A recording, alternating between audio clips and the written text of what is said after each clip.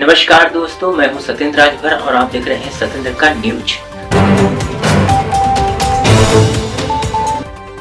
Bhojpuri superstar Khesari Lal Yadav की राजनीतिक की दुनिया में शुरुआत तो बड़ी जोश उत्साह भरी रही, लेकिन चुनाव हारने के बाद उन्होंने एक बड़ा यू टर्न ले लिया। बिहार विधानसभा चुनाव 2025 में छपरा सीट से खेसारी लाल यादव ने आरजेडी की ओर से दावेदार पेश की, लेकिन वे लगभग 8000 वोटों से हार गए। मतगणना के बाद खेसारी ने अपनी हार स्वीकार की और जनता को धन्यवाद दिया। हार के बाद खेसारी इमोशन हो गए। उन्होंने एक वीडियो जारी किया जिसमें कहा, मैं हमेशा एक बेटे की तरह आप सबके बीच रहना चाहता था और रहूंगा भी।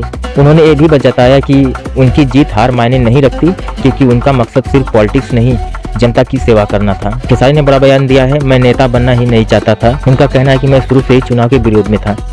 उन्होंने ये भी कहा कि राजनीतिक उनकी दुनिया नहीं है। सच पूछिए तो मैं राजनीतिक में आना ही नहीं चाहता था। मैं दिमाग से नहीं, दिल से सोचने वाला इंसान हूँ और दिल से सोचने वाला इंसान राजनीतिक जैसी जगह पर नहीं रह सकता। का यह मानना है कि वो जीवन में नेता के रूप में फिट नहीं हो सकते, क्योंकि राजनीति के लिए जो तकलीफें होती हैं वो उनके स्वभाव के अनुरूप हैं। खेसारी ने ये भी कहा कि हार जीत उनकी प्राथमिकता थी, बल्कि लोकतंत्र और जनता की आवाज उठाना उनका लक्ष्य है। उन्होंने जनता को भरोसा दिया कि उनका संघर्ष अभी खत्म नहीं हुआ है, वो मुद्दों पर आवाज उठाते रहेंगे। साथ ही उन्होंने दोबारा ये भी कहा कि राजनीति में व्यवस्था नहीं चाहते, बल्कि बेटे की तरह लोगों के बीच रहना चाहते हैं। तो इस चुनाव की हार के बाद खेसारी लाल यादव को अपनी राजनीतिक आकांक्षाओं और भावनाओं में बड़ा मोड़ लिया। नेता बनना उनका मकसद कभी नहीं था और उनकी इस बात ने सियासी विश्लेषकों के बीच कि क्या यह सिर्फ हार का रिएक्शन है या उनकी सच्ची मंशा। हम आगे देखेंगे कि आगे वे और संगीत, फिल्मों या सामाजिक मुद्दों के लिए कैसे आगे बढ़ते हैं। और ऐसे ही ट्रेंडिंग न्यूज देखने के लिए अभी